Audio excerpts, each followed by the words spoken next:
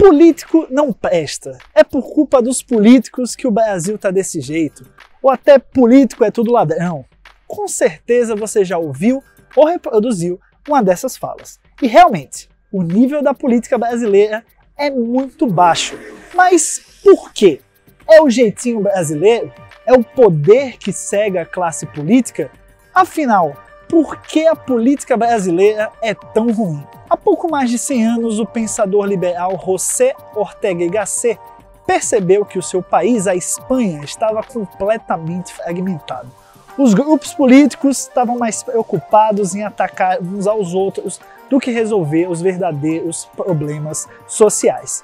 Ele relatou esse momento histórico no livro chamado Espanha Invertebrada, de 1921. Bem-vindo ao Brasil Invertebrado. Na janela da sala, a notícia vivia da fome, da lata, da fome, do lixo que a sala varria. Holocausto do verbo, tempo presente, retrato queimado no fogo da pólvora, na sombra da cruz, na luz do espelho. Genocídio do tempo, passado presente, o copo de urudo senta lá sempre com sem corte no escuro. Holocausto do verbo, tempo presente, retrato queimado no fogo da pólvora, na sombra da cruz, na luz do espelho.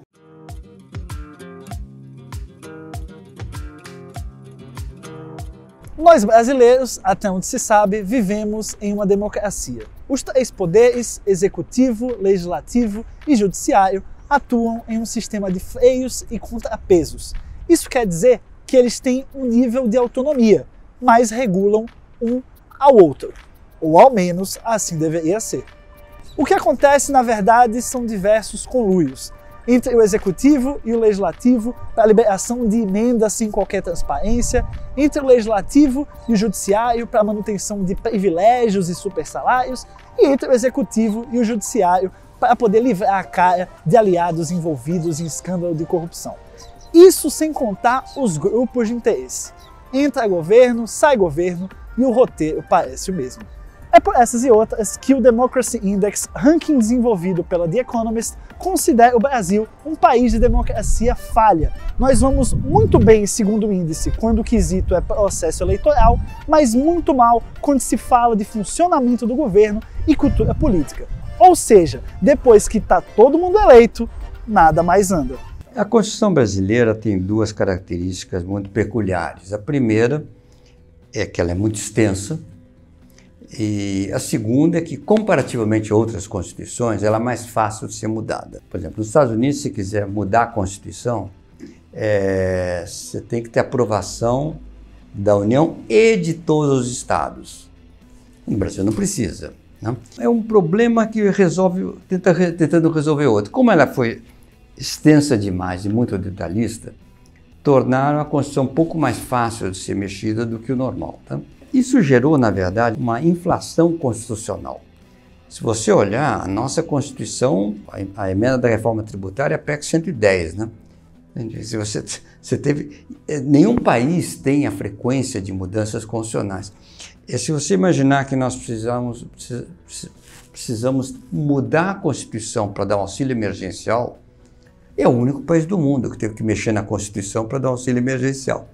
Claramente, está constitucionalizado em excesso, ao menos no que tange a política econômica. O mundo muda numa velocidade impressionante. O que é prioridade hoje não é amanhã, as populações mudam, as necessidades mudam, as preferências mudam dos eleitores. Você tem que ter flexibilidade política econômica. Para ter flexibilidade, você precisa não ter que mudar a Constituição a cada passo. Não só a política brasileira é muito engessada, como ela carrega outro problema: falta de representatividade. Nós vamos às urnas de 2 em 2 anos eleger nossos representantes que não nos representam de fato. E a verdade é que mais de 60% das pessoas não lembra em quem votou para senador e deputado federal nas últimas eleições. O resultado não poderia ser outro. Enquanto 51% da população brasileira é composta por mulheres, apenas 15% das cadeiras na Câmara dos Deputados são femininas. Enquanto 54% da população é composta por negros e pardos, só 24% formam a Câmara dos Deputados. E entre os 513 deputados federais eleitos na última legislatura, só um é indígena. E como é que você avalia a política brasileira hoje? Péssima. Por quê? Porque, assim, nós não temos oportunidades. Quando eu falo, eu sou mulher do norte e preta. Então, as oportunidades estão cada vez menores. Que falam que é a minoria, mas nós somos a maioria. Tanto mulheres, negros, quilombolas, todos temos que ter o direito de ir e vir, de escolhas. E nesse momento a gente está sem nada, parece que a gente está no navio à deriva. Eu acho que o que aconteceu nos últimos 3 anos, de modo geral, influencia o quão ruim está, na verdade. A gente assistiu de braços atados, sem nada fazer, um processo de aparelhamento das máquinas políticas para atender desejos escusos de uma maioria política que está no governo, no poder há muitos anos. Pelo que a gente vê, o cenário não parece ser de melhora nos próximos anos, independente do resultado das eleições desse ano. Um dos problemas disso é o fundão eleitoral. O fundão eleitoral distorce a política de várias formas no Brasil. Em primeiro lugar, porque a gente elimina a possibilidade de um candidato de renovação, sem bons contatos no partido, sem acesso a esse fundão, consiga ter outros meios de arrecadar recursos para sua campanha. Desde a mudança na legislação eleitoral, as possibilidades de se arrecadar dinheiro ficaram bastante restritas quando a gente pensa no período de eleições. Outra coisa que o fundão faz é empoderar desproporcionalmente as lideranças dos partidos políticos. Se a gente pega uma quantidade muito grande do dinheiro que hoje financia as campanhas políticas e transforma em exclusivamente fundos públicos e transfere para os dirigentes partidários, me parece muito óbvio que a gente está concentrando uma quantidade desproporcional de poder na mão desses dirigentes partidários. Então, é fácil para a gente imaginar como candidatos novos, candidatos jovens, pessoas vindas de fora da política, teriam dificuldade em ter acesso a esses recursos, diferentemente de candidatos que já estão na política e candidatos que têm boas relações com os caciques dos partidos políticos. Outra questão muito delicada da política brasileira é a centralização do poder. Isso quer dizer que as decisões políticas mais importantes acontecem na capital federal, Brasília, longe da grande maioria da população. Isso acontece porque a nossa Constituição atribui muitos poderes ao governo federal e poucos aos estados e municípios, que são as esferas que estão de fato mais próximas do povo. Afinal, é muito mais fácil você pedir mudanças na Câmara de Vereadores da sua cidade do que viajar até Brasília para poder fazer isso. Para sanar a questão do Pacto Federativo, a gente tem que analisar o problema através de 3 ângulos.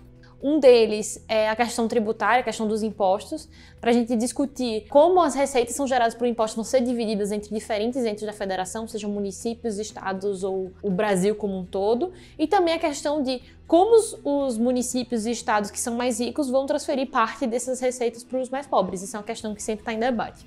O segundo ponto, que é importante a gente levar em consideração, é a questão da interferência de Brasília, do Congresso Nacional, ao criar regras que vão afetar diretamente coisas que são decididas a nível municipal e estadual. Por exemplo, com frequência você tem grupos de servidores públicos que pressionam o Congresso Nacional para aprovação de regras que dizem respeito a estados e municípios, aos servidores dos estados e municípios. E o terceiro ponto é a questão da quantidade de municípios, né? A gente teve um crescimento muito alto da quantidade de municípios, muitos deles muito pequenos, que não têm uma economia própria, que acabam não gerando tanta receita e, por receberem muitos recursos a nível federal, acabam nem criando uma receita local, acabam nem criando impostos para gerar sua própria receita para custear seus próprios servidores, né? Seja a Câmara de Vereadores, o prefeito e outras secretarias.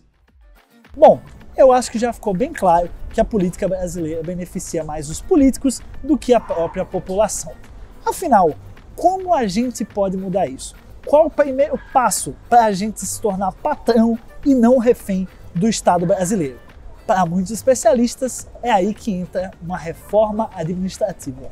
Então a gente tem que pensar assim, a reforma administrativa, eu acho que é uma forma até de a gente romper com esse poder, porque você vai acabar avaliando individualmente as pessoas, quer dizer, ver se é aquela massa unificada, onde tem muito pouca progressão, onde o bom funcionário recebe tanto quanto o mau funcionário, onde as progressões são automáticas, etc., você acaba, o cara que é bom, ele não tem representação. Então qual é ele não consegue aumentar seu salário, ele não consegue ter a sua produtividade avaliada. Então se você começa a prestigiar esse tipo de funcionário, servidor, você quebra um pouco a força da sindicalização do serviço público, porque a pessoa do sindicato vai sempre defender o tempo todo mais ajuste, mais benefícios, o quinquênio que acaba tem que voltar, o judiciário é exemplo, mas você tem toda a estrutura do Estado brasileiro. Quando a gente pensa em Estado, as pessoas só pensam no executivo, né? Mas Estado é o Estado brasileiro. Então, acho que a reforma administrativa, com avaliação de desempenho, é o primeiro passo para a gente conseguir romper isso. Mas tem muito mais coisas e não precisa de emenda constitucional. E o que você acha? Qual é a sua opinião? O que você acha que precisa ser feito para a gente ter uma política brasileira melhor? Deixa o seu comentário aqui no vídeo com a sua opinião ou nas redes sociais do Livres. Eu te espero lá ou no próximo episódio do Brasil Invertebrado. Tchau, tchau!